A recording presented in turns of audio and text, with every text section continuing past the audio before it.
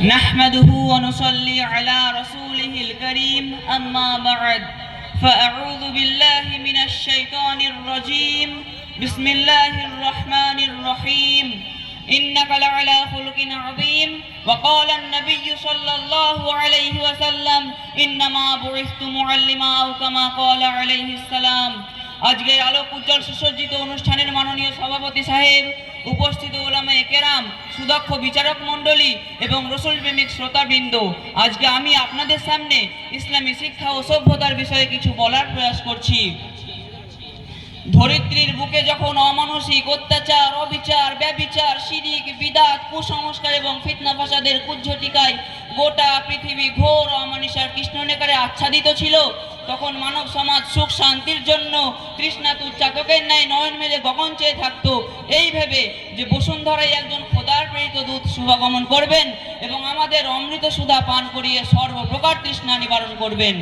ঠিক তন মুহূর্তে চির কল্যাণময় জনসাধারণ জনগোষ্ঠীর কল্যাণার্থে যুগোপযোগী প্রিয় রসুল সাল্লাল্লাহু আলাইহি ওয়াসাল্লাম শুভ বার্তা নিয়ে আবির্ভাব হলেন। তিনি এমন এক যুগে শুভাগমন করেছিলেন যে যুগের মানুষ ছিল সিংহের চাইতে হিংস্র, গোখরের চাইতে বিষাক্ত, শিয়ালের চাইতে ধূর্ত, কুকুরের চাইতে লোভী, শুকুরের চাইতে নিকৃষ্ট। মানুষকে মানুষ বলে মনে করা হতো না, নারী জাতির ছিল না কোনো মর্যাদা, ফুলের ন্যায় ফুটফুটে নয়নের মণি কলিজার টুকরাকে জীবিত দাফন করা হতো। সে যুগের কথা স্মরণ করলে আজও নয়ন দিয়ে গড়িয়ে পড়ে অশ্রুর ঝর্ণাধারা। মোট কথা, যে সময় সর্বপ্রকার পাপে নিমজ্জিত ছিল এই পৃথিবী, ঠিক সে সময় অশান্তির বার্তা দূর করতে নিপীড়িত, নির্যাতিত, লাঞ্ছিত, বঞ্চিত, প্রতারিত, অপমানিত, পদদলিত এবং দুর্বল মানুষের অভিভাবক ও ভ্রান্ত পথিকের পথের দিশারি হয়ে কুসংস্কার ও বদদিনী দূর করতে আবির্ভূত হন বিশ্বনবী হযরত মুহাম্মদ সাল্লাল্লাহু আলাইহি ওয়াসাল্লাম। তিনি 63 বছর জীবন আদর্শে যে অনুপম, অপূর্ব, মনোরম আদর্শে থিওরি মানব সমাজকে উপহার দিলেন, তা হিন্দু, মুসলিম, ইহুদি, খ্রিস্টান, শিখ, পারসি, শিশু, যুবক, রাখাল, কৃষক, ধনী, গরিব, শত্রু, মিত্র, জ্ঞানী, মূর্খ, ফকির, দরবেশ, যোদ্ধা, সেনাপতি, ছাত্র, শিক্ষক, শ্রমিক, মালিক, এক কথায় সর্বকালের, সর্বযুগের, সর্বশ্রেণীর মানুষের ক্ষেত্রে প্রযোজ্য।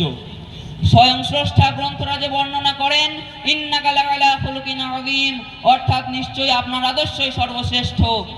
মহানবী হযরত মুহাম্মদ সাল্লাল্লাহু আলাইহি ওয়াসাল্লামের মাধ্যমে এক নতুন দর্শন নিয়ে আসে ইসলাম। সূচনা হয় সামাজিক, অর্থনৈতিক ও সাংস্কৃতিক জীবনে একটি স্বতন্ত্র ধারার, পর্যায়ক্রমে যে ইসলামী সভ্যতায় রূপ লাভ করে।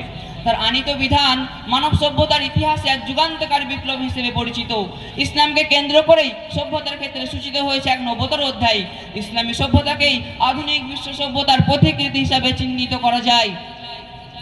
মানবতার বিকাশ ও উৎকর্ষ সাধনে ইসলামী সভ্যতার প্রয়োজনীয়তা, গুরুত্ব অনস্বীকার্য।